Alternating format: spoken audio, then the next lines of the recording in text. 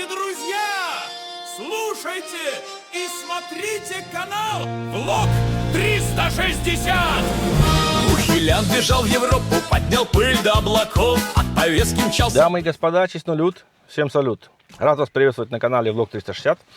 Для тех, кто не знал, меня зовут Сергей, и я вещаю с мобильного офиса. Я являюсь автором не только этого канала, но этих обоих. С правой стороны себя видите два QR-кода, это мой музыкальный влоговый канал. Добро пожаловать, может что-нибудь вам понравится.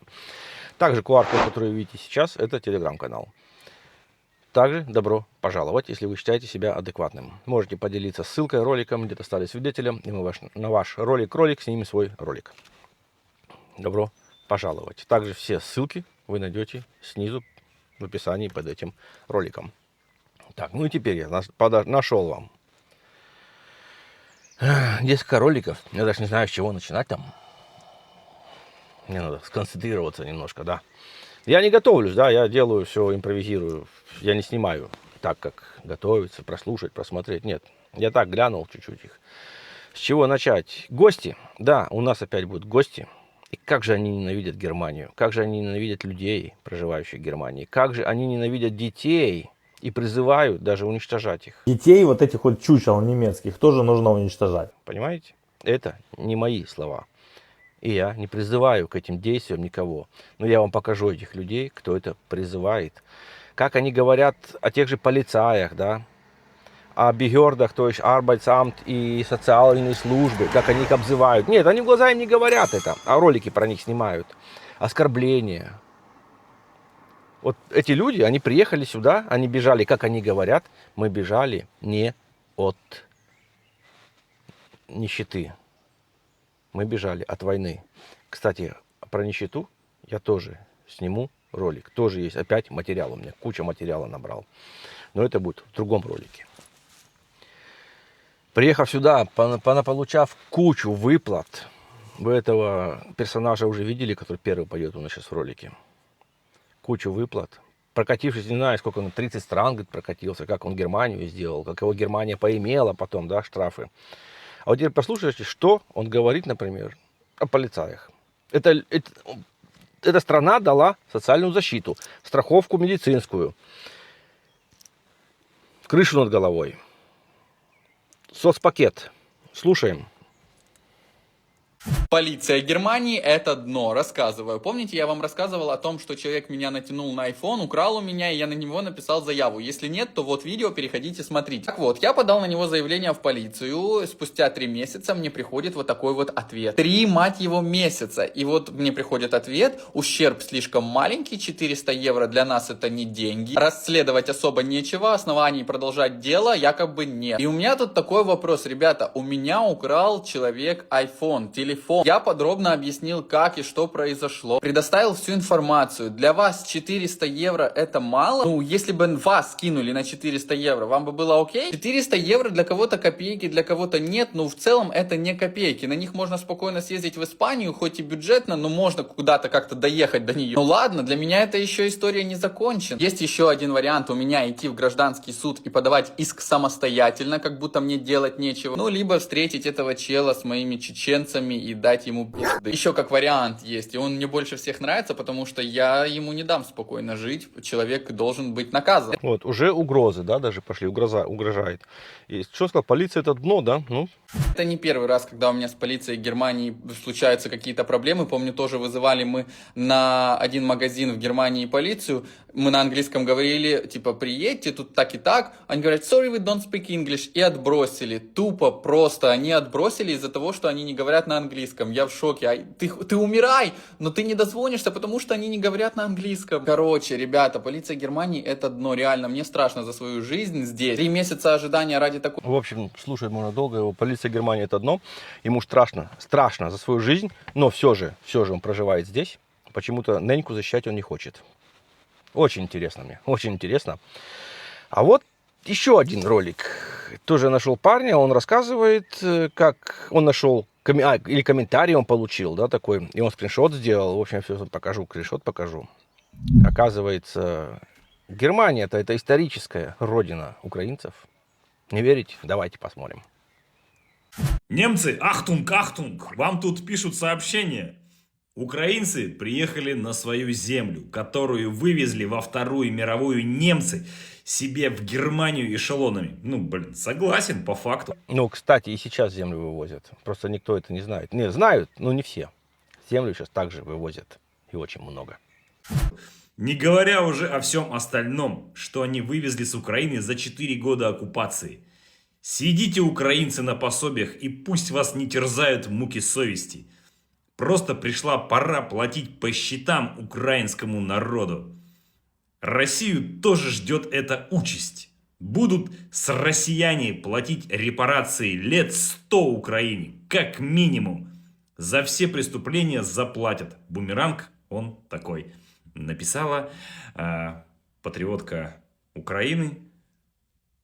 Ну, я вот привяжу вам этот комментарий и эту патриотку. Ну, как бы так. Немцы, переживайте.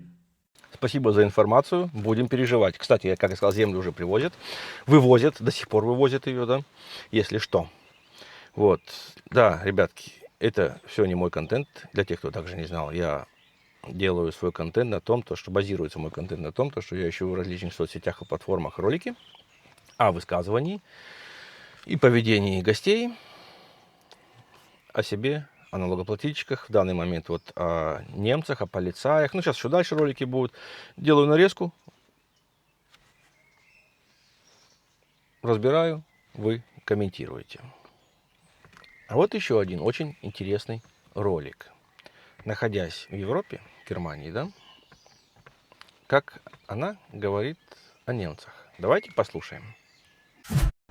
Сказать спасибо, что нам позволили здесь работать по черным работам, что нам позволили здесь выучить язык и работать у них в прислуге. Например, уборщицами или мыть старым бабкам жопы. Да? Тем женам, дочерям, сестрам тех фашистов, которые убивали наших предков. Теперь приехать сюда и с удовольствием мыть им жопы. За деньги. За деньги. Тем фашистам, которые убивали наших предков. Так зачем ты приехала сюда? Скажи-ка мне это, пожалуйста. Вот оно, отношение. Германия дала защиту. Она дала соцпакеты. Она оплатила тафели и трюфеля, также крышу над головой. Смотрите, как высказывается. Кстати, в одном из роликов я ее тоже делал уже. И я ее почему-то назвал адекватной. Я беру свои слова обратно, извиняюсь. Это еще не все. У нас еще впереди 2 ролика. Послушайте внимательно. Этот же опять персонаж. Теперь будут оскорблять сотрудников джоб-центра. Тут будет уже пожестче, конечно, чем полицай. Ну, полицай, видать, он побоялся так открыто говорить. Давайте послушаем. Работники джоб-центра охуели просто в край. Так додуматься до этой хуйни. Просто гнилые мрази. Это кто? Гнилые мрази джоб-центр, который тебе выплачивает деньги? Это гнилые мрази, значит, он говорит, да? Запомнили? Рассказываю, у меня на курсах есть девочка, мы с ней поговорили вчера, и она рассказывает, что ей поставили на паузу выплаты, вот буквально с июня. Знаете за что? За то, что ее бираторша попросила принести продление вот этой визы, которая автоматически у нас все продлено, но ей нужно сходить в Ausländer Behörde и попросить продление этой визы. Мы же знаем, что в этом Ausländer Behörde тебя шлют нахуй, потому что говорят, это автоматически продлено, мы ничего не можем с этим сделать. И эта Макайда, зная вот это все, ей ничего не дадут там. Остановила ей выплаты, у нее ребенок, муж, у мужа, главное, у нее нормальный биратор, там все разрешает, дает, а вот у нее... Мразина, значит, да? Такая мразина. Короче, она поставила ей выплаты на паузу, пока она ждет ответ от Ausländer Behörde, что, мол, типа, это автоматически продлено, она ничего с этим не сможет делать. Я ей говорю, не факт, что они тебе вообще что-то ответят, потому что я туда 5 раз ходил, 5 раз они мне говорили одно и то же, 5 раз говорили, что это все знают, это автоматически продлено. Я говорю, кто все знают? В других странах ваш немецкий хуйба, кто понимает? В общем, он будет очень долго говорить, бата я запикаю, конечно, во-первых. В других странах немецкий не надо понимать. Ты находишься в Германии, будь добр говорить на немецком. С тобой не должны говорить на твоей мове. Все, это шлюз, это даже не обсуждается. Оскорбление, он несколько раз оскорбил. Ролик длинный, там будет куча оскорблений еще. Просто я самому, мне противно уже слушать, да. Это трэш какой-то. Трэш, хотя не трэш. Дно еще не пробито. Сейчас поставлю вам ролик, где будет по-настоящему дно пробито. Я не понимаю, почему такие ролики, да, как они высказываются, они не доходят в нужное место. Хотя, я думаю, доходят. Просто, как я говорил, то, что депортация начинается, да, это будет грунт тоже для депортации. одного слова, то, что он даже сказал, оскорбление в полицаи, в сторону полицаев, в сторону джоб-центра сотрудников, этого будет хватать. Давайте посмотрим ролик. Но тут уже конкретно дно пробито. Слушайте призыв. Это не мой призыв. Это ролик я нашел в соцсетях. Послушайте, будем весь ролик слушать. Оскорблений куча, но все же слушаем.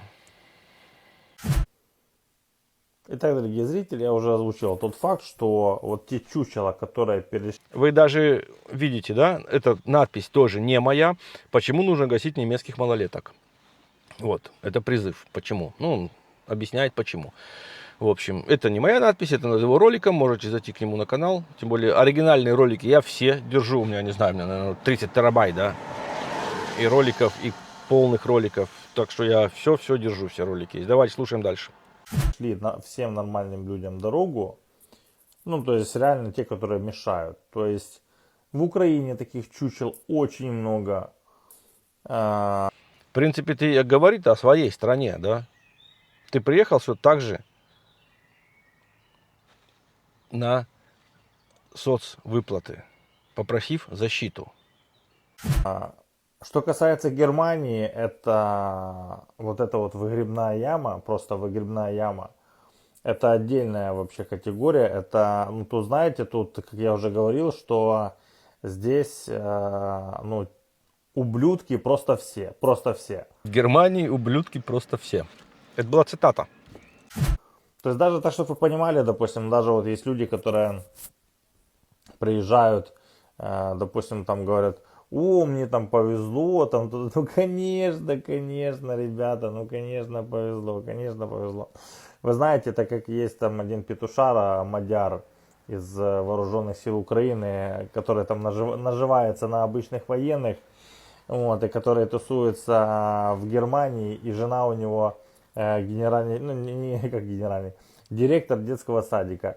И он говорит: так она и в Украине была директором детского садика, кем же еще работать? Ну, конечно. Я в свое время в Украине консультировал партию регионов и президента Украины этого Януковича. Опа-на. Слышали? Очень интересно. Консультант Януковича, оказывается. Знаете такого? Так что, может мне записаться в ряды консультантов Фридриха Мерца или как? Или Урсулы фон дер Ляйен? Так вот, хочу вам рассказать, я уже неоднократно озвучивал, что детей вот этих вот чучел немецких тоже нужно уничтожать. Вы не ослышались, что он сказал? Еще раз послушайте. Я уже неоднократно озвучивал, что детей вот этих вот чучел немецких тоже нужно уничтожать. Потому что самым жестоким способом. И я объясню почему. Потому что вот так как они, допустим, вот как вот эти чучела себя ведут. Они себя ведут так, как надо вести на своей родине. В принципе, да? Они у себя дома. Они платят налоги, чтобы такие, как ты, могли вот такие ролики записывать и оскорблять, и призывать уничтожать детей, значит, да? Нормально. Так они своих опущенных детей также учат. И потому что это продолжается тупо веками, просто веками. Ну, не веками, а именно, ну да, веками, по сути, да, веками. Я когда зашел в кафе, и передо мной там стояли малые. При том, что я со своим знакомым разговаривал на украинском языке, а эти два нацистских малолетних ублюдка, ну, то есть они немцы. И там где-то 10-12 лет малым. 10-12 лет. И я у него на немецком спрашиваю, говорю, типа, вы в очереди? Типа, ну, я только зашел, они как-то в стороне стояли, блядь, я не мог понять, они в очереди или нет. И один такой: Я, блядь, еще раз его спрашиваю, говорю, ты в очереди стоишь, говорю, или нет? Блядь, вы знаете, вот за такой я б реально как рубанул бы в Киеве, допустим, ну, блядь, если бы кто-то, блядь. Ты не в Киеве. Мы видим, что в Киеве творится. Почему же тут сидишь? а не в Киеве сейчас. ТЦК тебя ждет. Кстати, мобильный ТЦК уже по Европе вовсю, да, ездит. Хорошие новости у меня. Просто тупо сходу, блядь, сходу. Человек бы дождался бы в стоматологе, это я вам гарантирую. Он гарантирует. Вот, ребятки, такие печальные ролики у нас получились. Ролик печальный получился. Оскорблений куча. И я это все не придумываю. Это гости. Это гости, которые несут якобы в Европу технологии, как они выражаются, сервис и т.д. и т.п. Вот так, ребят. В общем, я ни к чему вас не призываю. Не надо никого уничтожать. И это дети. Тем более, это в Германии. Это чужие дети. 0 эмоций, 0 реакций. За это можно присесть и конкретно присесть. Даже за своих детишек будете воспитывать и пожалуются. А то, к чему он уже призывает, это уже статья, в принципе, да? Ладно. Больше говорить ничего не буду. Теперь дело за вами. Написать все это. Какого вы мнения? Просто напишите глобально о этом ролике, о всех этих призывах, высказываниях, да. Они же интеллигентные все. А без мата никто не может. Угу. Напишите, я почитаю обязательно комментарии. Ну, если боитесь тут писать, переходите к Клин-Клин телеграм-канал. Там с вами пообщаемся. Если вы себя считаете адекватным человеком. Спасибо, что досмотрели ролик до конца. Не забываем подписаться на канал. Всем добра, удачи!